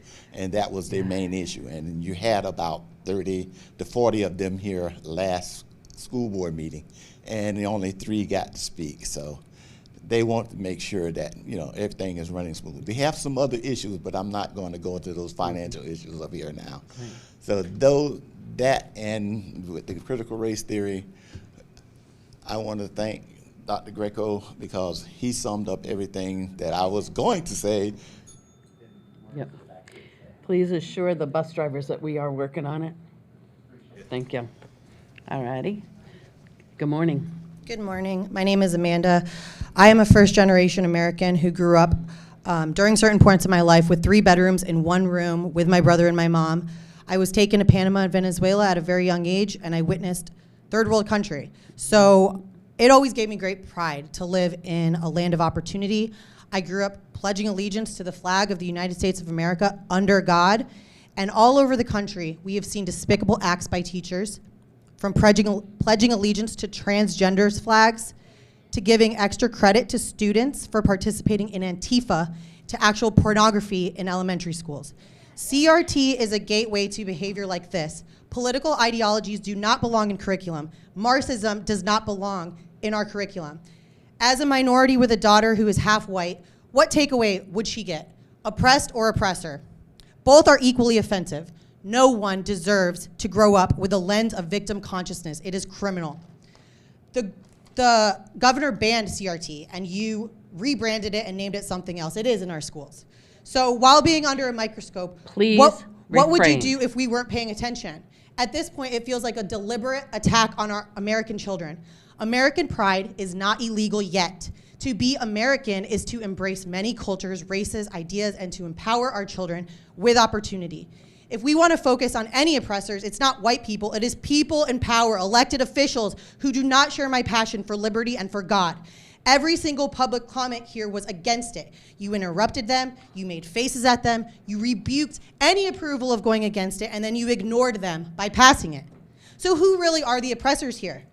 The sad thing is, you probably sleep well at night knowing that you did your part in sowing division, hate, and actual racism in our schools. The last thing I'm gonna say is you make blanket statements on booster shots and vaccinations. Go look at Israel. They had the highest vaccinations and highest of new cases. The FDA just admitted that it kills more people than every life saved. On September 17th, you can watch it. It was like 6 hours long. They voted against the booster before they pushed it through anyways. So you saying that they are helping is ignorant at best. They do not stop the spread. These are facts by CDC.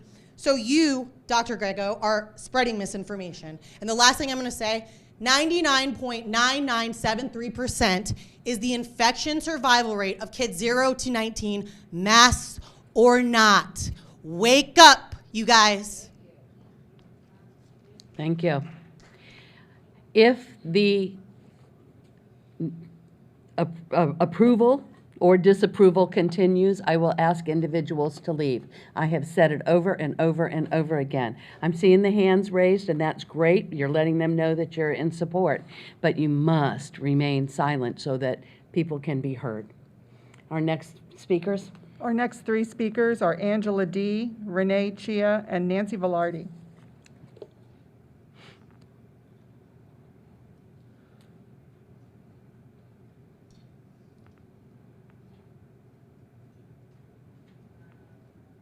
Somebody just come up. It doesn't matter which order, just somebody come up. Okay. Our reason for calling three is so that we could do this more quickly. Sure. Before you start my time, and before I forget, I'd like to formally ask how I can get a printed full transcript of this meeting. Can I get information on that? Yeah, we'll get that information to you right after the meeting. Thank you very much. Based on my previous comments, I would like to ask yet again what the board intends to do to have a proactive approach to ensuring the curriculum in Pinellas is in compliance with Florida law. A passive and complacent approach is not good enough. The three items I have now raised with the board as being in opposition to the law collectively add up to more than $1 million in taxpayer dollars. While that might seem a trivial expense for your final solution, it is not an inexpensive investment for one county in public school.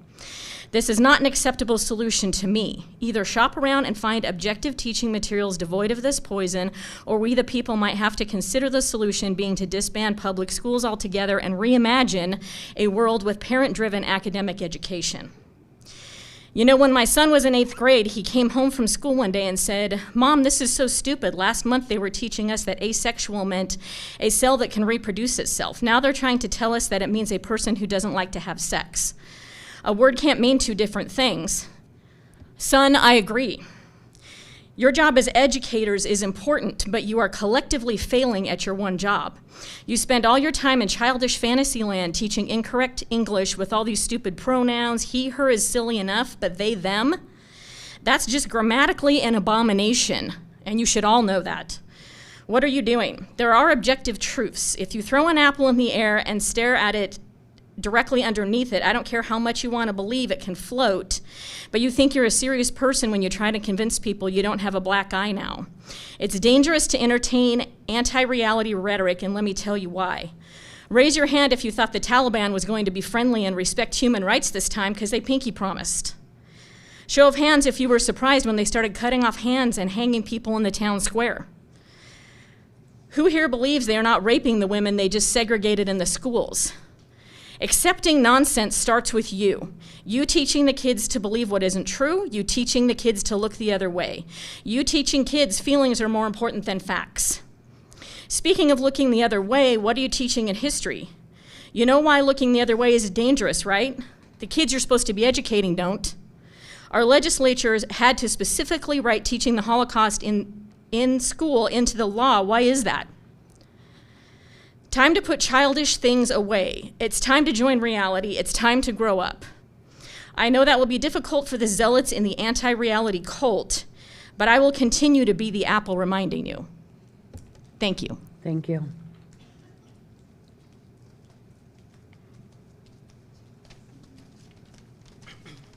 Good morning. Morning. I was here to witness the conversation that you did have, thank you, about the safety protocols at your workshop last week. Unfortunately, it was neither live streamed nor posted, that section, on the PCSB website for those who requested the conversation. You were asked by parents and educators to engage in a discussion regarding masks as well as other protocols in lieu of masks, and you did so, but nobody heard it, but only those few in attendance. For the record, the subject of masks wasn't brought up. I think in the future, when a conversation is requested by the community members and your employees, you should make sure that it's accessible to those stakeholders. I also would like to suggest that the future board meetings have more 5 p.m. meetings than 10 a.m. meetings, which is not the case right now, for that same reason. None of your employees and few community members can attend those meetings during morning working hours. The district has also adopted the Surgeon General's rule for parents to determine whether or not an exposed student can attend school. While this is wonderful to get more kids back in class when they are not sick, we must be careful not to encourage sick children with anything to come into school, as it is not safe for both the teachers and the other students around them. Well-being. We always need to keep well-being and safety in mind. Well-being includes a feeling of security in one's employment. The legislature placed rules in the teacher salary allocation that provides for annual contract employees to receive more substantial raises than the veteran teachers. It is an abhorrent, divisive new rule that will cause dissension among the employees when some are rewarded more richly than others. The idea of not valuing those employees who have dedicated themselves to this career in this county for many years is inequitable and downright insulting, especially since they have remained at their duties during these most recent challenging times. I'm asking that the district formulates a plan to ensure all educators are equally compensated above and beyond the demands of the specifications of the salary allocation. I did send you the op-ed that I wrote when that law was passed last June, which describes in detail the inequities embedded in this new and disruptive rule. Pinellas should be focused on taking care of all of their employees so that they may continue to take care of our students. And I thank you for your time. Thank you. Our last three speakers are Shyla Sams, Heather Huddleston, and Jill Smith. Thank you.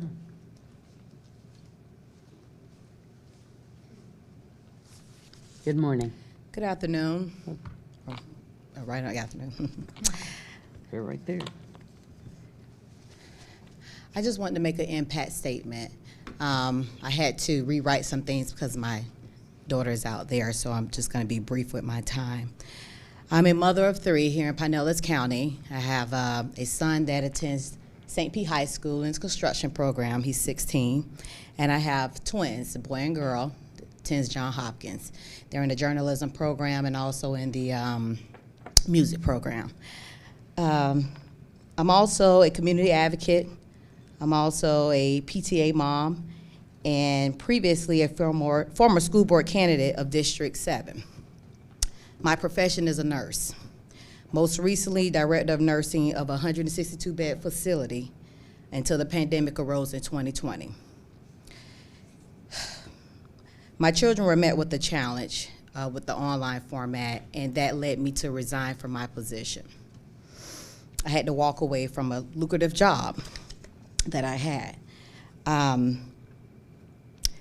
My newly met fifth grader had a teacher who started talking about COVID and depression and suicide. My fifth grader started talking about she wanted to kill herself. And the teacher did not include me in this conversation and her and the social worker started calling the police on us in our home. I'm at home with my kids, left my job, and she's just constantly calling. What led to that was CPS got involved. Eventually, they took my daughter out of my home because these agencies thought that she needed depression medication. I'm a nurse, my profession for many years, psychotropic medications were prescribed. My daughter's just now returning home after 7 months of being in foster care. She's been sexually assaulted and she's been emotionally abused. There's the fallout of us and our family. I thank God that they finally saw that I was a good person and returned my daughter back to me.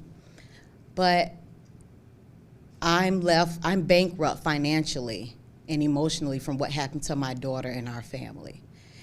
I've had to hire a private attorney to secure my nursing license, and I always wonder what will happen to the teacher and the social worker. I have not been able to work for 7 months now. So what I want to do is ask the board, the district staff, employees, your assumptions and your biases. Oh, okay.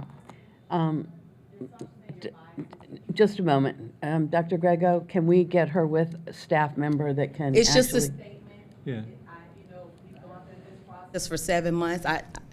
I don't need any help any now because I've been reaching out in the community for help, but I've 2 tried. sentences. I'm sorry. I'm No, sorry. good, good. I'll give you 2 more sentences. Because I believe, if I'm listening carefully, that your children are going to Johns Hopkins. Yes, my twins. Yeah, but what you're talking about fifth grader. is in Johns Hopkins, the child in St. Pete. I have an area superintendent or transformation zone, Tracy Webley.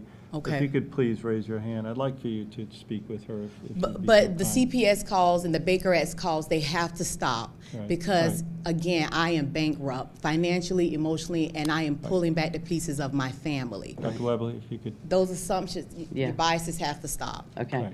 And Okay. she can get some of that information and share that with us? Well, I don't know if I need it because that- I've tried numerous agencies to get help. The Bakerettes start So we can find here. out who and specifics, very definitely. Thank you But for we're your hearing time. you. And Thank she you. can share some of the specifics with us. Yeah. Hello, Good my name is afternoon. Heather Huddleston. I'm actually a former nurse as well, but I'm here to say, first and foremost, our children are the most important out of anything. Y'all should have our children in your best interest. You don't. Your best interest is all about a political agenda and going along with this narrative.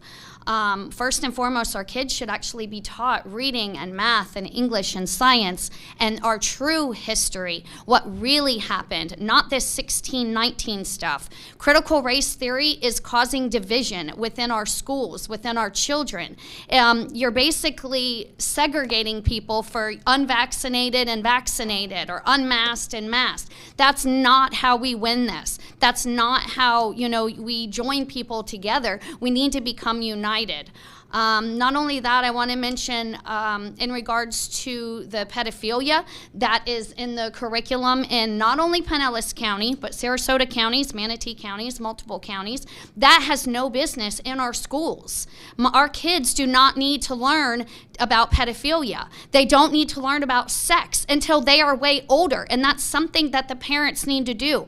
Us parents do not co-parent with the school board. Us parents do not co-parent with the government. That is our job to teach them their morals and their values. And as for these masks, masking children is child abuse. As far as I'm concerned, it's child abuse. It can cause bacterial pneumonia. It can cause lack of oxygen. It can cause multiple harm effects. So y'all saying you're doing what's best for our kids, you're not really doing what's best for our children. Y'all are doing what's best for y'all's political agenda and the greed that you're getting from the government. Thank you. All right, that's it. Would you ask the people that just clapped to leave? Thank you.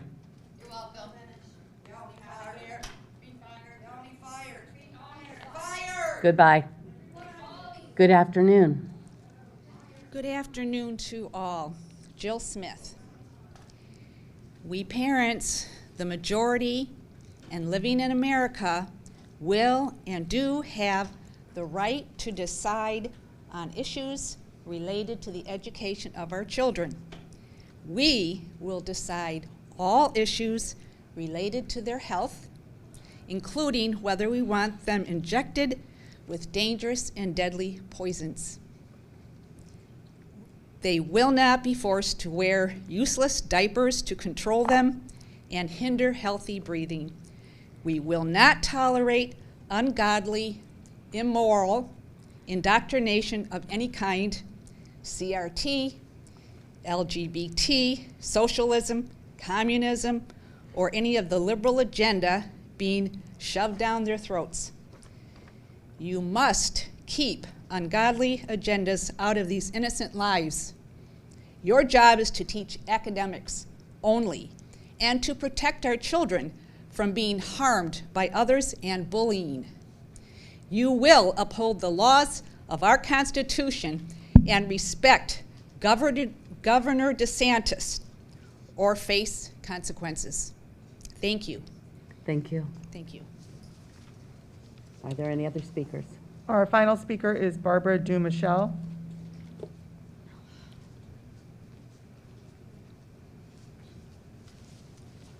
What you're hearing Good today is afternoon. righteous indignation. Jesus took a whip in a temple, and the fear of God is the beginning of wisdom, and our country is based on that, our Constitution, our Declaration of Independence. The ignorance of the law, the constitutional law, and the rights and liberties of Americans will not excuse you. It's shocking to me that in the age of information, and you're supposed to be experts, you don't acknowledge what's really true. The real science, for instance, 15,000 people have died of the vaccinations. Thousands that are vaccine injured that are not being reported. Uncensored, censored doctors and scientists.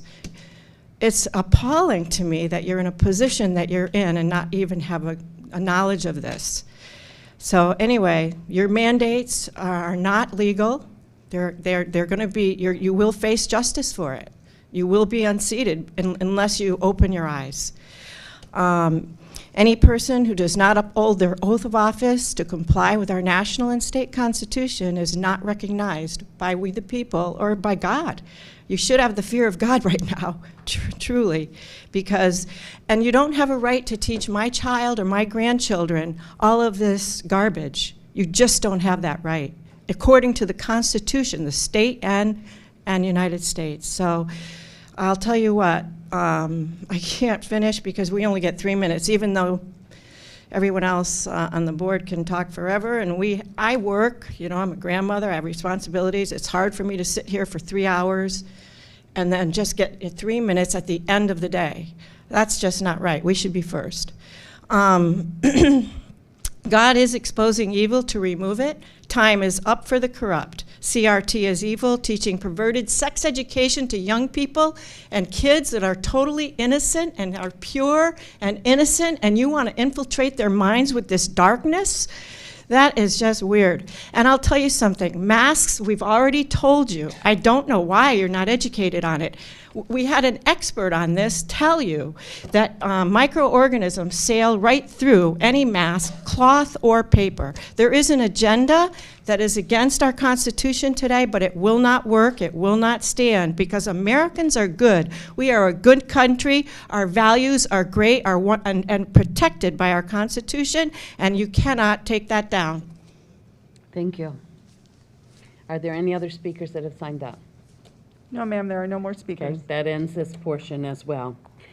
I said that we would let you know afterward. If you'll talk to Mr. Kapersky about how to get a public record request, that would be the person to whom to speak.